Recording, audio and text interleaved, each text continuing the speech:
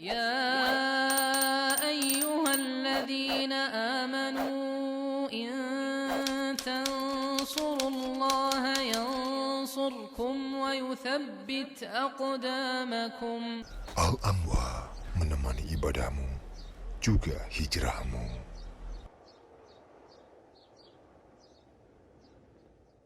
Ibu yang bertanya tadi serang berdagai, benar Bu, bahwa memang pada waktu sepertiga malam terakhir itu tentu lebih baik dilakukan sholat malam seperti itu. Dan memang sebagian jemaah saya dengar dan saya lihat juga bahwa mereka melakukannya justru dari jam 2 sampai nanti berhentinya di sahur.